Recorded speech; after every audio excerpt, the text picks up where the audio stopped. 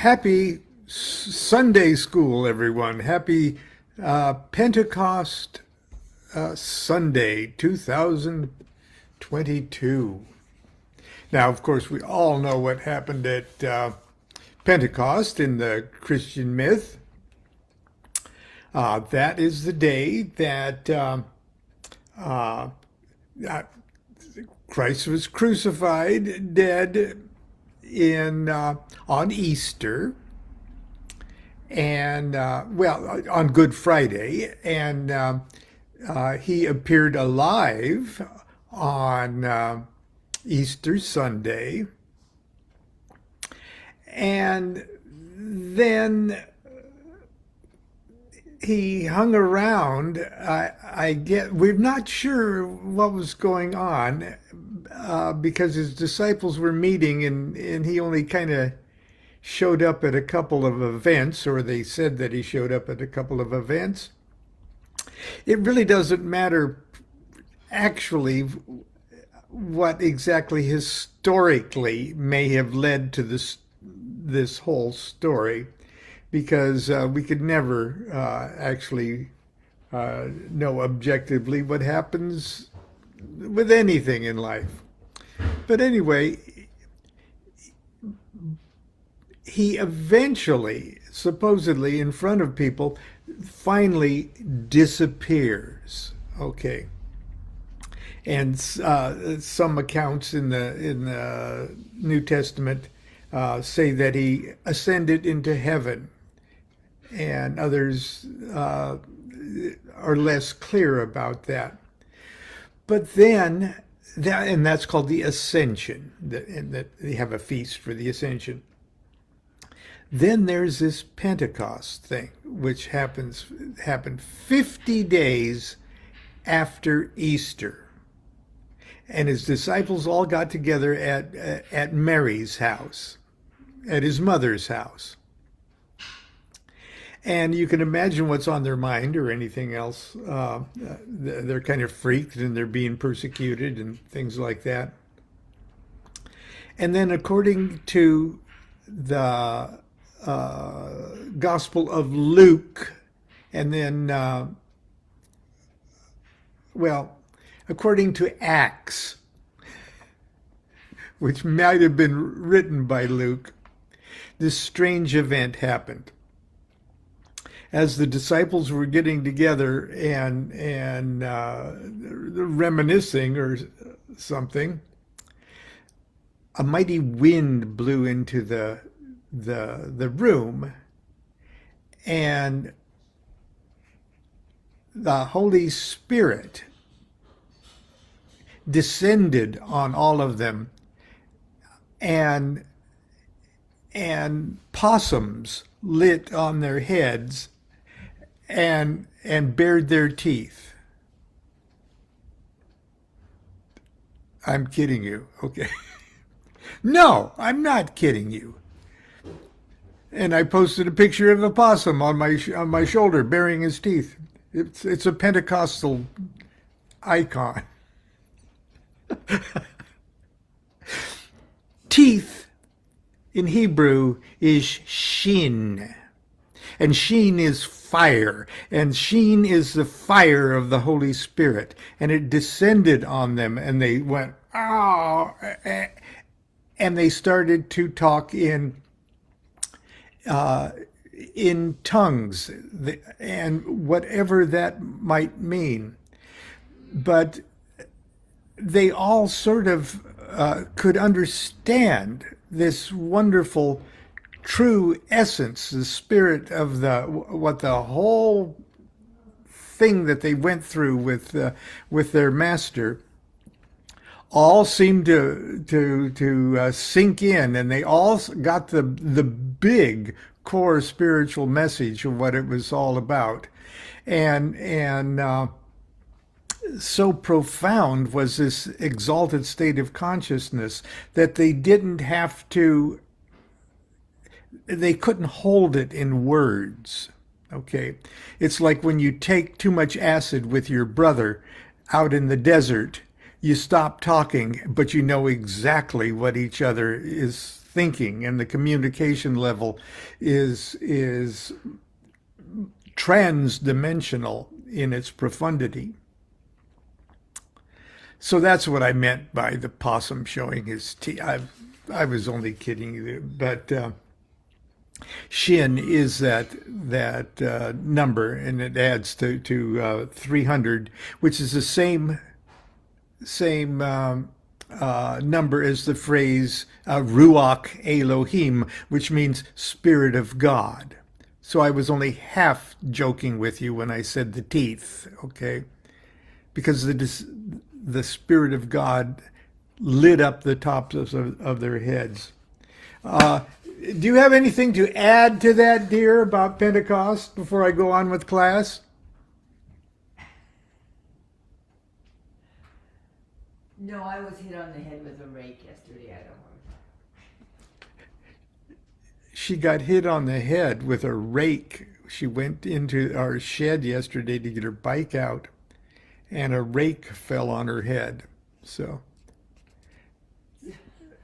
and I get my own spiritual experience. Thank you. And when you think about it, the rake looks like a tongue of flame. Oh, but we're watching her carefully for any signs of rationality that might tip us off that something's wrong. But anyway, we're picking. I may erase this whole thing. I just. You're sounding like Billy Joe Bob Bob Bob for a second there. And just start the whole thing, because you go through Kabbalah, and of course Sheen spelled in full is 360, which is the number of the Messiah, and the word opossum. Could be 226, which is the number of the spirit of fire.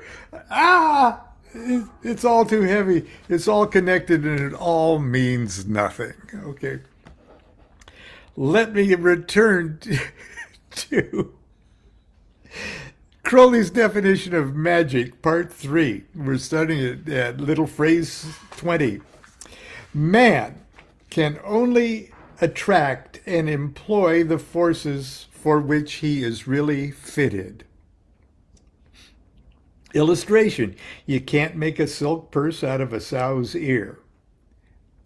A true man of science learns from every phenomenon. But nature is dumb to the hypocrite. For in nature, there is nothing false.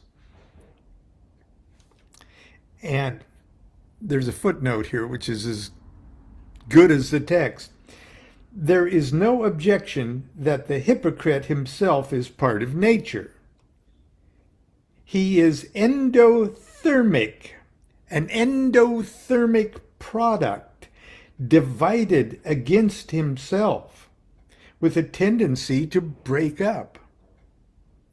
The hypocrite, he will see his own qualities everywhere, and thus obtain a radical misconception of phenomena. Most religions of the past have failed by expecting nature to conform with their ideals of proper conduct. Crowley's footnotes just should be memes. Anyway, 21. There is no limit to the extent of the relations of any man with the universe in essence. For as soon as man makes himself one with any idea, the means of measurement cease to exist. But his power to utilize that force is limited by his mental power and capacity, and by the circumstances of his human environment. Illustration. When a man falls in love, the whole world becomes to him nothing but love, boundless and immanent. But his mystical state is not contagious. His fellows are either amused or ignored or annoyed. He can only extend to others the effect which his love has had upon himself by means of his mental and physical qualities. Thus Catullus, Dante, and Swinburne made their love a mighty mover of mankind by virtue of the power to put their thoughts on the subject in musical and eloquent language. Again, Cleopatra and other people in authority, had molded the fortunes of many other people by allowing love to influence their political actions. The magician, however well he succeed in making contact with the secret sources of energy in nature, can only use them to the extent permitted by his intellectual and moral qualities. Mohammed's intercourse with Gabriel was only effective because of his statesmanship, soldiership, and sublimity of his command of Arabic. Hertz's discovery of the rays which we now use for wireless telegraphy was sterile until reflected through the minds and wills of the people who could take his truth and transmit it to the world of action by means of mechanical and economic instruments. 22. Every individual is essentially sufficient to himself, but he is unsatisfactory to himself until he has established himself in his right relation with the universe. Illustration. A microscope, however perfect, is useless in the hands of savages. He'd probably put that a different way now.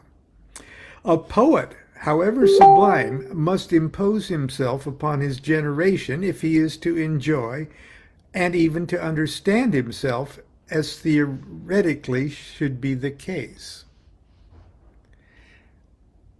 There's lots of poets, perhaps the greatest poetic geniuses living today, rambling on this street corner, homeless, bugging people as they walk past. It doesn't mean that they're not great poets.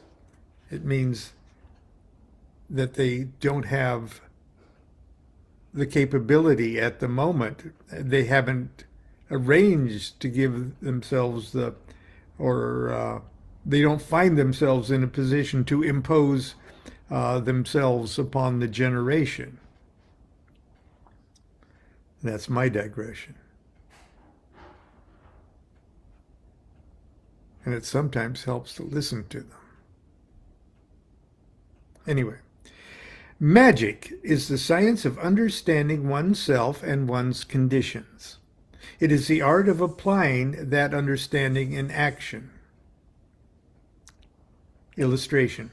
A golf club is intended to move a special ball in a special way under special circumstances.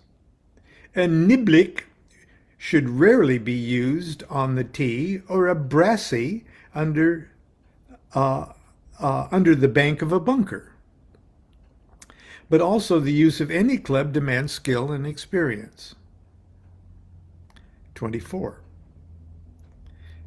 Man has an indefeasible right to be what he is. Illustration. To insist that anyone else shall comply with one's own standards is to outrage not only him, but oneself, since both parties are equally born of necessity. 25. Every man must do magic each time that he acts or even thinks. Since a thought is an integral act whose influence ultimately affects action, though it may not do so at the time. Illustration. The least gesture causes a change in a man's own body and in the air around him. It disturbs the balance of the entire universe, and its effects continue eternally throughout all space. Every thought, however swiftly suppressed, has its effect on the mind. It stands as one of the causes of every subsequent thought and tends to influence every subsequent action. A golfer may lose a few yards on his drive, a few more with his second and third. He may lie on the green 6 bare inches too far from the hole. But the net result of these trifling mishaps is the difference of a whole stroke, and so probably between having and losing the hole. He must have been on a golf kick during this time because he's using all of these golf analogies. 26. Every man has the right of self-preservation to fulfill himself to the utmost. I'm going to reread that to you. Every man has the right of self-preservation to fulfill himself to the utmost. Now, this is really important to remember when people say, do what thou wilt. Well, what if it's your will to kill a bunch of babies? Or what if it's your will to poison the water? What if it's your will? Do I just do that? Do I just kill people? Is it my will? I can go rob somebody or something? Get this. First of all, every man has the right of self-preservation to fulfill himself to the utmost. Illustration. Footnote. Men of criminal nature are simply at issue with their true wills.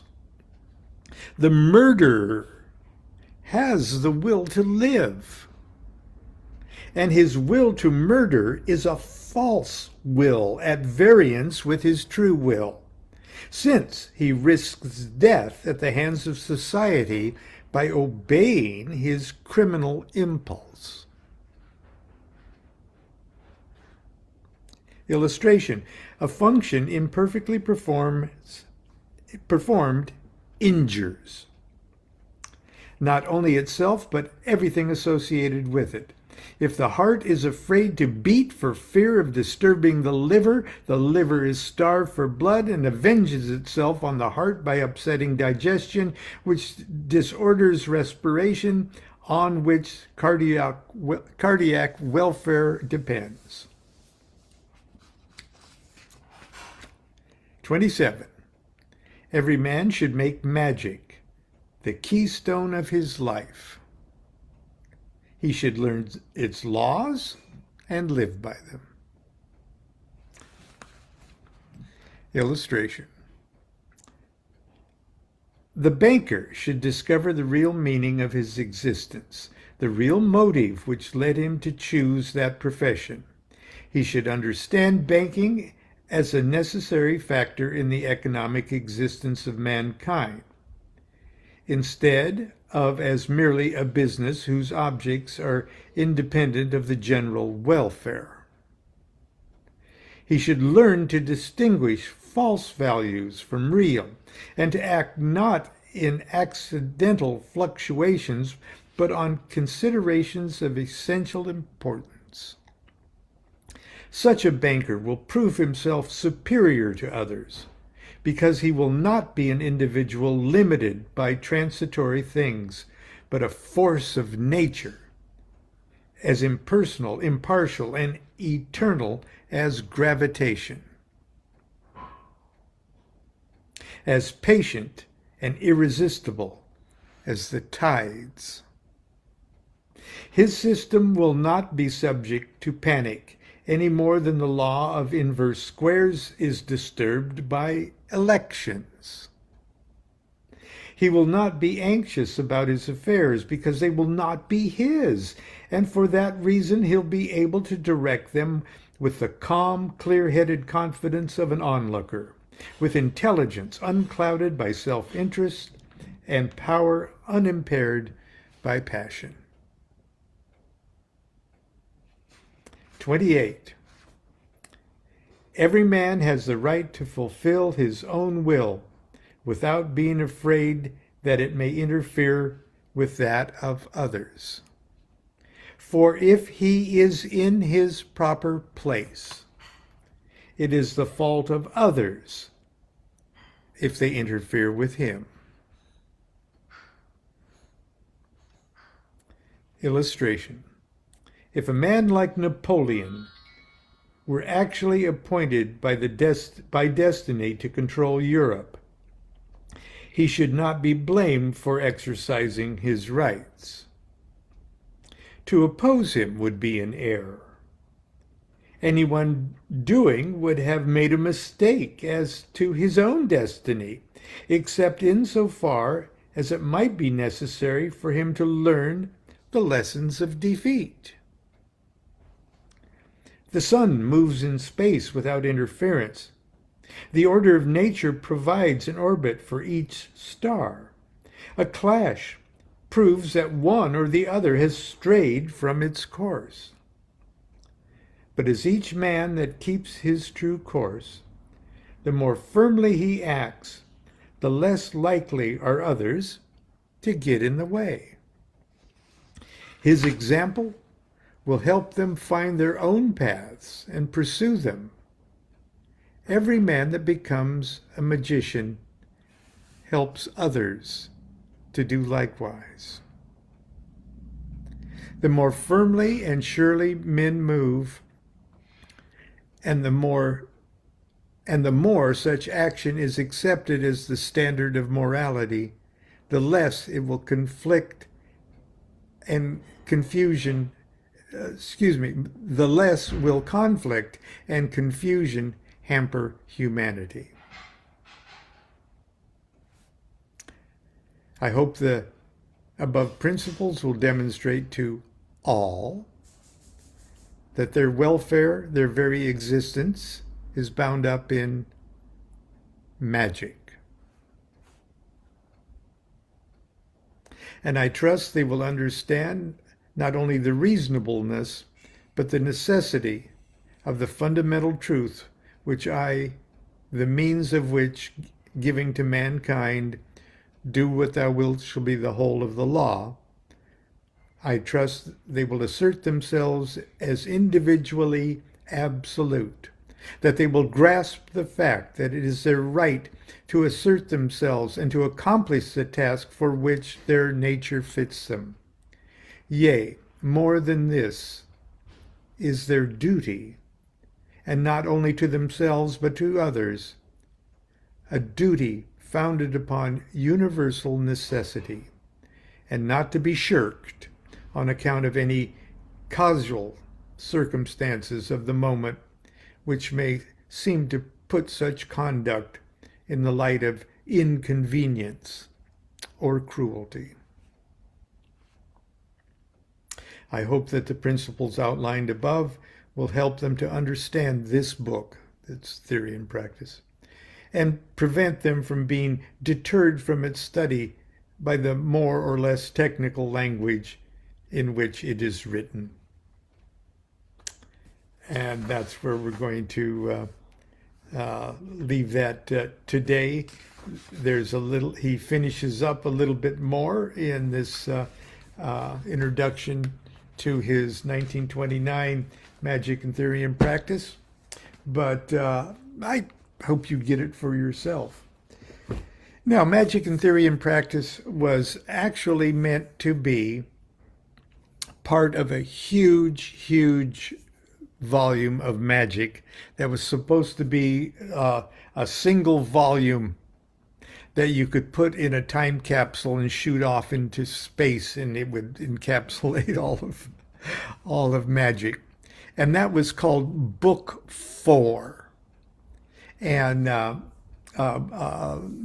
part 1 of Book 4 was mysticism, part 2 was Magick, and part 3 was Magic in Theory and Practice. So technically, Magic in Theory and Practice is Book 4, Part 3. Now, in Crowley's lifetime, the whole Book 4 was never published in a single volume. But it is now, and it has been through the monumental Herculean efforts of the OTO and the scholars associated with the modern OTO. And Book 4 is available. People call it the blue brick because it's so big. But it is available. Part 1, mysticism. Part 2, Magick. Part 3, Magic in Theory and Practice. And Part 4, the book of the book of the law, the reception and the circumstances of the book of the law, often published separately as the Equinox of the Gods. So if you're truly serious about all of this and want a single textbook that you will use for the rest of your life as a reference text, get yourself a Book 4, Magick, ABA it's called. So anyway, that's it. Do you have anything to add, my dear? No, thank you. Okay, how's your head? It's still attached to my body. That's good to know. Until tomorrow. Let's see what comes after Pentecost. Pentecost plus 1. Orthodox Pentecost. Probably Orthodox Pentecost. Okay. Do what thou wilt shall be the whole of the law. Love is the law, love under will.